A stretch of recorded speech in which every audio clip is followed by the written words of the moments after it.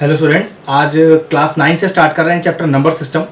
अब क्योंकि चैप्टर है नंबर सिस्टम तो कुछ 7 पॉइंट्स मैंने लिखे हैं। ये जो 7 टर्म्स मैंने लिखे हैं ये सारे चैप्टर नंबर सिस्टम से ही जुड़े हुए हैं। तो चलिए वन बाय वन बताता हूँ। हो सकता है इसमें काफी सारे आपको पता भी हो और काफी सारे नए भी। हमारा जो चैप्टर है वो इस वाले टर्म पर बेस्ड है, रैशनल एंड इरैशनल नंबर पे। लेकिन मैं आपको नंबर सिस्टम से जुड़े सारे टर्म्स वन बाय वन बता देता हूँ। What are called as natural numbers. तो अगर मैं आपसे कहूं कि आप काउंटिंग स्टार्ट करो तो कैसे काउंट करेंगे? 1 2 3 4 5 6 7 8 9 10। तो ऑब्वियसली बात है, गिनती अगर आप 1 से स्टार्ट कर रहे हो और ले जाओ उसे जितनी आगे तक ले जाना है, तो हम एक्चुअल में बात कर रहे हैं नेचुरल नंबर्स की। तो नेचुरल नंबर स्टार्ट्स फ्रॉम 1। अब मैं आपसे बोलूं कि भाई होल नंबर क्या होते हैं, तो जैसे आपने गिनती को 1 से स्टार्ट किया था, अगर मैं आपसे बोलूं कि गिनती को 1 की जगह 0 से स्टार्ट करो, 0 1 2 3 4 5 6 और जहां तक जाना आगे तक जाइए, तो यहां अगर आप गिनती 0 से स्टार्ट करोगे तो वो कहलाएंगे होल नंबर्स। मतलब नेचुरल नंबर्स में अगर 0 इंक्लूड कर दो तो वो बन जाते हैं होल नंबर्स। अगला देखते हैं इंटीजर्स। तो इंटीजर का मतलब है सारे पॉजिटिव और सारे नेगेटिव एक साथ इंक्लूड कर लो, जैसे +-1 +-2 +-3 +-4 +-5 और सो ऑन। तो नंबर लाइन जो पूरी होती है पूरे प्लस साइड और माइनस साइड की कहलाती है integers. Even number and odd numbers. अब इवन नंबर कौन से होते हैं? ऐसे नंबर जो 2 से डिवाइड हो जाए इवन कहलाते हैं, और जो 2 से डिवाइड ना हो ऑड कहलाते हैं। तो they are odd numbers and even numbers. Now what are called as prime numbers. Prime number वो नंबर्स होते हैं जो डिवाइड होते हैं या तो 1 से या खुद अपने आप से, जैसे 5 डिवाइड किससे होता है? या तो 1 से या 5 से। 2 की बात करें या तो 2 या तो 1। 7 की बात करें या तो 7 या तो 1। तो ये सारे प्राइम नंबर है। और एक सबसे बड़ी बात, प्राइम नंबर स्टार्ट्स फ्रॉम 2। अगर मैं कहूं कि 1 इज अ प्राइम नंबर तो आप कहेंगे no, 1 is not a prime number. Prime number starts from 2। एक बहुत इंपॉर्टेंट कहानी है को प्राइम नंबर्स की। वैसे को प्राइम नंबर 10th में यूज होने वाला टर्म है, लेकिन ठीक है क्योंकि मैं नंबर सिस्टम बता रहा हूं तो आपको बता देता हूं। अब को प्राइम में कम से कम 2 नंबर में जरूर लूंगा। जैसे देखिए एग्जांपल देके बताता हूं, 2 एंड 3। अब मैं आपसे पूछूं कि क्या 2 एंड 3 को प्राइम है, तो डेफिनेशन होती है को प्राइम की कि 2 नंबर को प्राइम तब कहलाएंगे जब उनके पास एक ही कॉमन फैक्टर हो।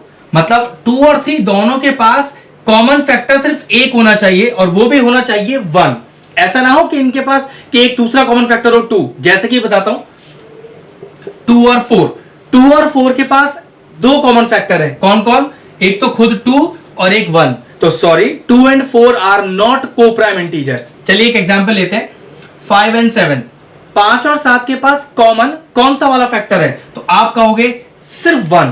तो जिनके कॉमन फैक्टर सिर्फ 1 होता है वही कहलाते हैं को प्राइम्स। और देखता हूं 3 एंड 10। अब 3 और 10 के पास कौन कॉमन फैक्टर है? सिर्फ एक ही कॉमन फैक्टर है 1, और कोई है ही नहीं दूसरा। मतलब ऐसे 2 नंबर जिनके पास एक ही कॉमन फैक्टर हो और वो कॉमन फैक्टर भी 1 हो आर कॉल्ड एज को प्राइम। ठीक है, तो ध्यान रखिएगा। लेकिन इसका यूज 10th क्लास में हो रहा है, 9th में तो उसका जरूरत नहीं है। अब हमारा चैप्टर बेस्ड है रैशनल और इरैशनल नंबर पे, फर्स्ट चैप्टर जो है। तो अगर आपको किसी नंबर को रैशनल या इरैशनल पहचानना हो तो रैशनल पहचानना तो बहुत मुश्किल है, लेकिन इरैशनल को पहचानने के 3 तरीके हैं। तो अगर किसी नंबर को रैशनल पहचानना आए तो आप क्या करो, आप उन 3 तरीकों को लगा के इरैशनल पहचान लो।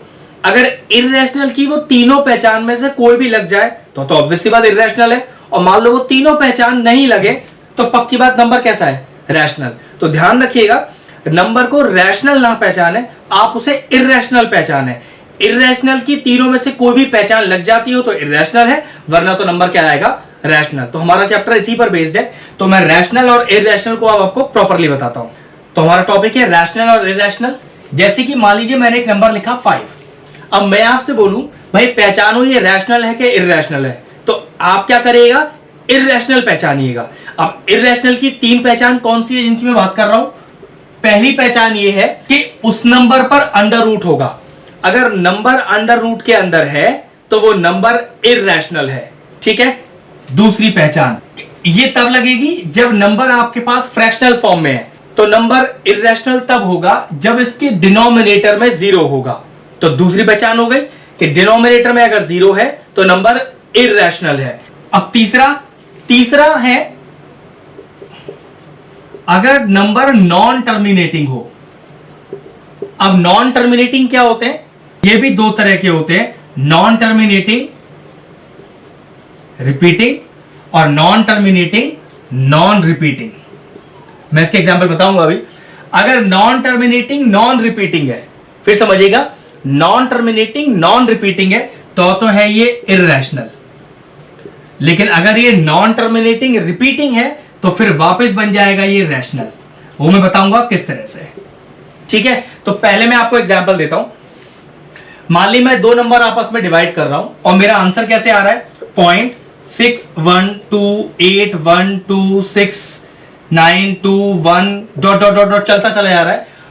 अब ये देखो, एक तो नॉन टर्मिनेटिंग है, कट नहीं रहा, और नॉन रिपीटिंग है। नॉन रिपीटिंग मतलब कुछ भी रिपीट नहीं हो रहा है यहां पर, तो ये हो गया इररेशनल। लेकिन ये अगर डिवीजन ऐसे आ रहा होता, देखो 0.6161616161 डॉट डॉट डॉट, है तो नॉन टर्मिनेटिंग, कोई कटा तो नहीं, डॉट डॉट आ रहा है। लेकिन देखिए कैसा है, रिपीटिंग, 61616161 रिपीट हो रहा है, तो ये बन जाएगा रैशनल। और हमें इसी से जुड़ी बात करनी है। वो कैसे, वो बताता हूं मैं आपको क्वेश्चन के थ्रू। पहले आपको फिर समझा देता हूं। इररेशनल पहचानने के तीन तरीके हैं। नंबर पे अंडर रूट नहीं होना चाहिए, नंबर के डिनोमिनेटर में जीरो नहीं होना चाहिए, और जब नंबर को आप डिवाइड करो तो वो होना तो चाहिए नॉन टर्मिनेटिंग, लेकिन नॉन टर्मिनेटिंग नॉन रिपीटिंग होना चाहिए। अगर नॉन टर्मिनेटिंग रिपीटिंग है तो वो वापस रैशनल हो जाएगा। अगर ये तीनों पहचान आप किसी क्वेश्चन में लगाते हैं और तीनों में से कोई भी पहचान लग जाती है तो इररेशनल, और अगर नहीं लगती तो वो नंबर बन जाएगा रैशनल। हमारे टॉपिक में है नॉन टर्मिनेटिंग लेकिन रिपीटिंग, तो इसी के ऊपर आ गया, क्वेश्चन सॉल्व करते हैं। तो क्वेश्चन है, change the given expression into p by q form, या फिर एक और नाम है वल्गर फ्रैक्शन।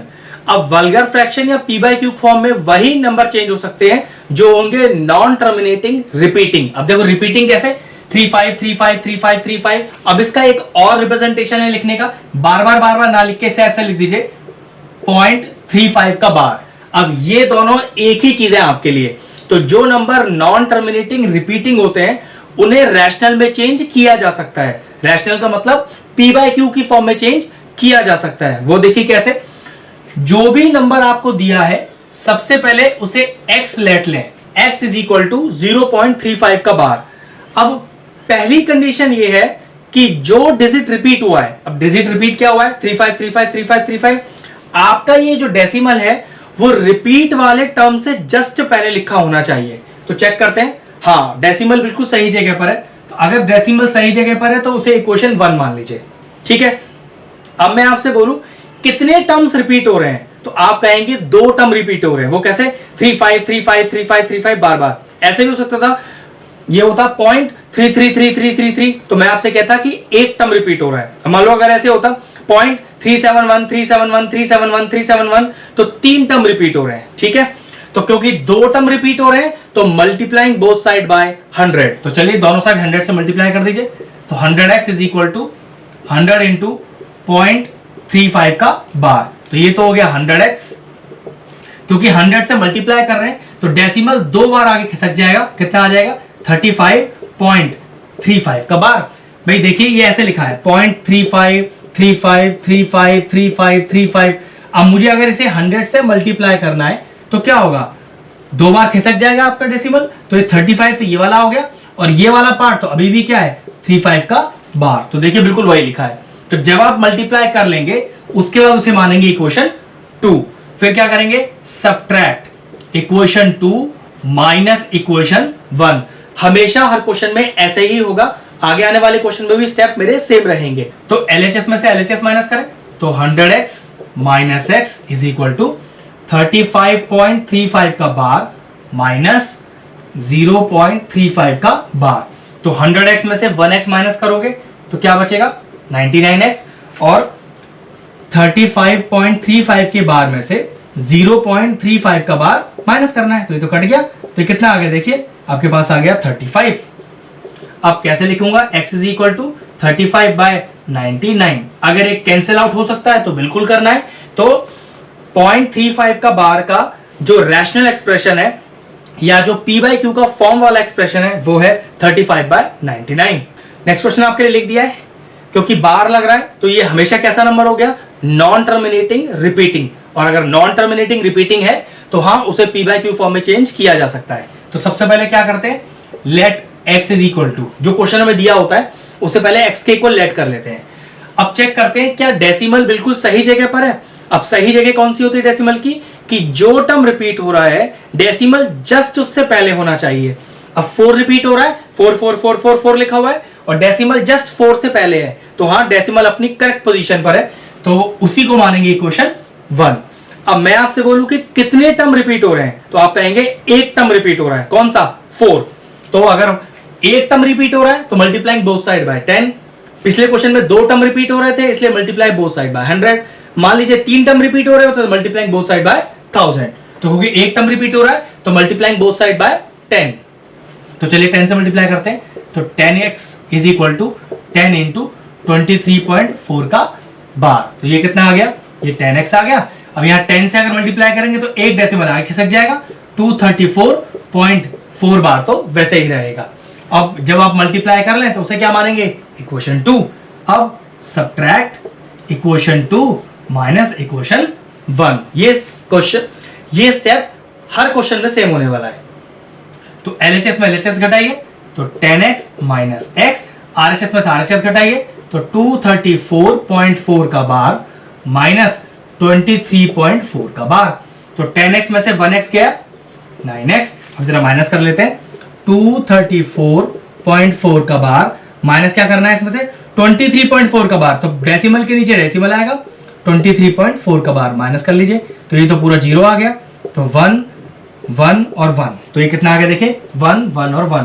तो x इज इक्वल टू 111/9। देखिए कैंसिल आउट तो नहीं हो रहा, 3 3 जा 9, 3 3 जा 9 और 3 7 जा 21। तो x का वैल्यू कितना आ गया 37/3। तो हाँ non terminating repeating decimal now change into p by q form which is 37/3। और अगर आगे आगे कट सकता है तो और काट लीजिएगा, वरना ये आपका फाइनल आंसर होगा। नेक्स्ट क्वेश्चन आपके लिए लिख दिया है। इस क्वेश्चन में है तो ये non terminating repeating decimal 62 62 62 repeat हो रहा है। तो सबसे पहले क्वेश्चन को लेट करते हैं x, तो let x is equal to 0.462 का बार। अब पहली कंडीशन जिसको हमने इक्वेशन 1 मानना है वो होती है कि जो टर्म रिपीट हो रहा है डेसिमल जस्ट उससे पहले लगाओ। अब रिपीट क्या हो रहा है इसमें 62, तो हमारा डेसिमल 62 से जस्ट पहले होना चाहिए, मतलब यहां पर, लेकिन सॉरी ये तो सही जगह पर है ही नहीं, तो इसका मतलब इसे इक्वेशन 1 नहीं मान सकते और कुछ ऐसा करें जिससे डेसिमल खिसक के 62 से जस्ट पहले आ जाए। तो देखिए इस पॉइंट को यहां लाने के लिए क्या करना पड़ेगा, एक बार आगे खिसकाना है, तो मल्टीप्लाइंग बोथ साइड बाय 10। तो 10 से मल्टीप्लाई करते हैं इसको, तो देखिए कितना हो जाएगा आपके पास 0.462 का बार। तो ये आ जाएगा 10x इज इक्वल टू 10 से मल्टीप्लाई कीजिए तो 4.62 का बार। क्या देखिए डेसिमल अपनी सही जगह पर आ गया है, क्या वो रिपीट वाले टर्म से पहले है, तो जवाब है हाँ। तो जैसे आपको लगे कि डेसिमल अपनी सही जगह पर आ गया है, मेक इट इक्वेशन 1। अब कितने टर्म रिपीट हो रहे हैं, जवाब है 2 टर्म रिपीट हो रहे हैं, 62 62 62। तो मल्टीप्लाइंग बोथ साइड बाय 100, तो 100 से मल्टीप्लाई कीजिए अब इसे, तो 100 को इंटू 10x और 100 इंटू 4.62 का बार। तो मल्टीप्लाई होकर ये आ गया 1000x और 100 मतलब 2 बार डेसिमल है किसका, ये 462.62 का बार। जब आप 100 से मल्टीप्लाई कर लें, मेक इट इक्वेशन 2। अब क्या करेंगे, सब्ट्रैक्ट इक्वेशन 2 माइनस इक्वेशन 1। तो इक्वेशन 2 में से इक्वेशन 1 माइनस कीजिए, तो 1000x माइनस का 10x और 462.62 का बार माइनस 4.62 का बार। तो 1000 में से 10 गया 990x। अब ये देखिए 462.62 का बार और 4.62 का बार माइनस करना है, तो डेसिमल के नीचे डेसिमल रखिएगा। चलिए माइनस करते हैं, तो ये तो पूरा कैंसिल आउट हो जाएगा। ये 12 में से 4 गया 8, ये आ गया 5 और ये हो गया 4, तो 458 आ गया। तो आपका x आया 458/990। अभी मेरे ख्याल से ये 2 से कैंसिल आउट हो रहा है, बिल्कुल करना पड़ेगा। तो 2 to the 4, 2 to the 4, 2 9 जा 18, 2 4 जा 8 और 2 9 जा 18 और 2 5 जा 10। बस अब आगे कैंसिल आउट नहीं हो रहा है। तो what is the p by q expression of the given question, 229/495। तो ये तरीका है जिससे आप किसी भी नॉन टर्मिनेटिंग रिपीटिंग डेसिमल को एक रैशनल एक्सप्रेशन में या p by q की फॉर्म में चेंज कर सकते हैं। एक क्वेश्चन और करते हैं इसके ऊपर। नेक्स्ट क्वेश्चन आपके लिए लिख दिया है। देखिए सबसे पहले जो क्वेश्चन आपको दिया हुआ है वो लेट किया जाएगा x के इक्वल में, और फिर चेक कीजिए क्या डेसिमल अपनी सही जगह पर है। अब डेसिमल की सही जगह होती है कि जो टर्म रिपीट हो रहा है जस्ट उससे पहले डेसिमल होना चाहिए। रिपीट हो रहा है 712 और डेसिमल बिल्कुल अपनी सही जगह पर है, मतलब उससे जस्ट पहले, तो मेक इट इक्वेशन 1। अब कितने टर्म रिपीट हो रहे हैं? जवाब है 3 टर्म रिपीट हो रहे हैं। अगर 3 टर्म रिपीट हो रहे हैं तो मल्टीप्लाइंग बोथ साइड बाय 1000, तो 1000 से मल्टीप्लाई कर दीजिए इसको। तो ये लीजिए हमने इसको 1000 से मल्टीप्लाई कर दिया। अब ये आ गया, ये तो 1000x ही रहेगा। अब यहां अगर 1000 से मल्टीप्लाई करेंगे तो 3 बार डेसिमल आगे खिसक जाएगा, तो खिसकाइए, बिल्कुल खिसक गया, और 0.712 का बार। और जैसे ही आप मल्टीप्लाई करेंगे 1000 से तो मेक इट इक्वेशन 2। अब क्या करें? सबट्रैक्ट इक्वेशन 2 माइनस इक्वेशन 1, तो 1000 का x माइनस का x इज इक्वल टू 15712.712 का बार माइनस का 15.712 का बार। अब 1000 में से 1 जाएगा तो 999x आ जाएगा। अब यहां देखिए कितना आएगा, 15712.712 का बार। माइनस करने के लिए डेसिमल को नीचे डेसिमल रखिएगा, 15.712 का बार माइनस कीजिए, ये तो पूरा माइनस हो गया। तो 12 में से 5 गया 7, 10 में से 1 गया 9, यहाँ बचा 6, 5 और 1, तो ये बचेगा 15697। तो x is equal to 15697 upon 999। Check करके देख लीजिए, अगर ये कैंसिल आउट हो रहा है तो बिल्कुल करना है, अदरवाइज ये आपका फाइनल आंसर हो जाएगा। तो ये था p बाय q फॉर्म में चेंज करना सारे नॉन टर्मिनेटिंग रिपीटिंग डेसिमल को। अब आप प्रैक्टिस कीजिएगा इन क्वेश्चनों की। हम अगले क्वेश्चन की तरफ बढ़ते हैं। चलिए नेक्स्ट क्वेश्चन हमने लिख दिया है। क्वेश्चन है कि find a rational number between 22/7 and 5/2। Given दो नंबर्स के बीच में कुछ रैशनल नंबर फाइंड आउट करने हैं। अब क्वेश्चन में ऐसे आ सकता है कि find 5 rational number, 10 rational number, 2 rational number. ये क्वेश्चन के ऊपर डिपेंड करता है। दो गिवन रैशनल नंबर्स के बीच में रैशनल नंबर कैसे फाइंड आउट करते हैं, उसका सबसे बेस्ट और आसान तरीका बता देता हूं। जो भी दो फ्रैक्शनल नंबर आपको दिए हों उनके डिनोमिनेटर सेम कर लीजिए। वो कैसे करूं? इस वाले डिनोमिनेटर को इस दोनों से मल्टीप्लाई कर दीजिए और इस डिनोमिनेटर को इन दोनों से मल्टीप्लाई कर दीजिए।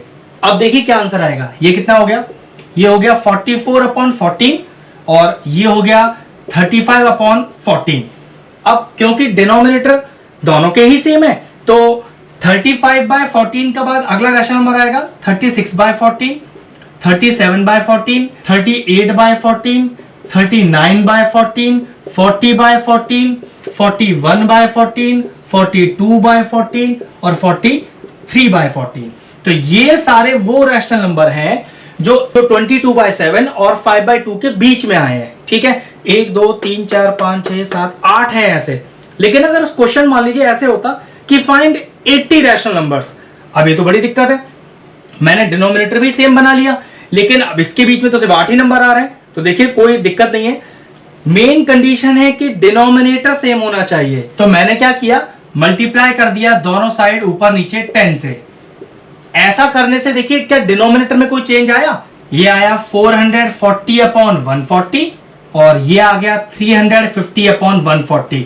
मतलब देखिए 140 तो अभी भी डिनोमिनेटर सेम है। अब इनके बीच के कितने रैशनल नंबर हैं? करीब 90 रैशनल नंबर्स आपके पास हैं। मान लीजिए 80 की जगह आपको 8000 निकालने होते तो कोई दिक्कत नहीं है, आप इसे 100 से मल्टीप्लाई कर दीजिए और वो भी ऊपर नीचे कीजिएगा। मतलब मेन हमारा काम होता है डिनोमिनेटर को सेम करना। तो देखिए कितना आ गया, ये हो गया 44,000/14000 और ये हो गया 35,000/14000। इसका मतलब 14,000 तो मैच कर गया। तो ये है 35,000, ये है 44,000। तकरीबन 9,000 रैशनल नंबर्स इन दोनों नंबरों के बीच में 22/7 और 5/2 के बीच में आ गए हैं। तो मेन तरीका क्या होता है कि जब दो रैशनल नंबर आपको दो रैशनल नंबर्स के बीच में कुछ रैशनल नंबर निकालने हो तो डिनोमिनेटर सेम करते जाइए और उनके बीच में रैशनल नंबर निकालते जाइए। और क्वेश्चन करके दिखाता हूं, जैसे 5/3 एंड 7/2।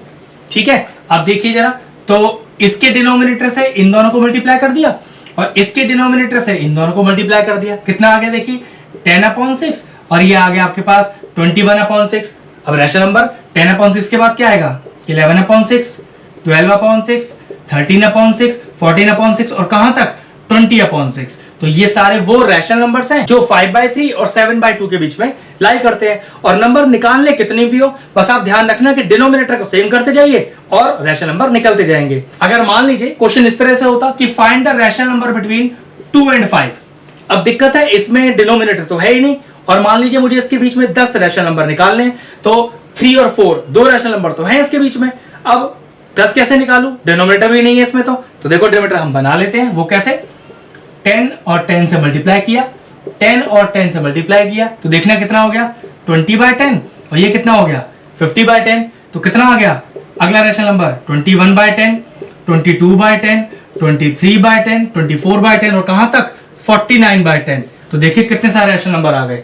तो ध्यान रखिएगा, दो गिवन रैशनल नंबर के बीच में अगर आपको रैशनल नंबर निकालने हैं तो डिनोमिनेटर सेम कर दीजिए, सेम नंबर से मल्टीप्लाई करके, और जितने चाहे वो रैशनल नंबर निकाल लीजिए। चलिए नेक्स्ट क्वेश्चन देखते हैं। जैसे कि पिछले क्वेश्चन में हमने रैशनल नंबर निकाले थे, इस बार हम इरैशनल नंबर फाइंड आउट करेंगे कि दो गिवन नंबर्स के बीच में इरैशनल नंबर कैसे फाइंड आउट किए जाते हैं। तो इरैशनल नंबर फाइंड आउट करने के लिए सबसे पहले इनका डेसिमल रिप्रेजेंटेशन हमको चाहिए। तो √2 का डेसिमल रिप्रेजेंटेशन होता है 1.414, और जबकि √3 का डेसिमल रिप्रेजेंटेशन होता है 1.732। अगर आपको वैल्यूज याद है तो बहुत अच्छी बात है। अब क्या करिए, हमें इन दो नंबरों की जरूरत नहीं है, बस एक ही डिजिट चाहिए हमें डेसिमल के बाद। अब इरैशनल नंबर निकालते कैसे हैं, एक पैटर्न बनाना है। वो किस तरह से, देखो 1.404 004 4 times 04 dot dot dot dot. अब पक्की बात है ये नंबर 1.4 से तो बड़ा है लेकिन 1.7 से छोटा है। और देखो पैटर्न किस तरह का रहा, 404 004 004 4 टाइम्स 04, इस तरह का। चलिए एक और बना के दिखाता हूं। 4 जरूर रखिएगा, 5 रख सकते हैं, 6 रख सकते हैं, लेकिन 7 नहीं रख पाएंगे क्योंकि 7 से छोटा ही नंबर चाहिए, बीच में चाहिए ना 1.4 और 1.7 के, और वो भी इरैशनल। देखिए एक और बनाता हूं, 1.505 005 0005, फिर 4 टाइम्स 05 और ऐसे डॉट डॉट डॉट डॉट। चलिए और बना के दिखाता हूं, 1.61 661 661। भाई यहां पर एक 6 के साथ 1 था, अब 6 के साथ 1 है, 666 के साथ 1 है, 4 टाइम्स 6 के साथ 1 है।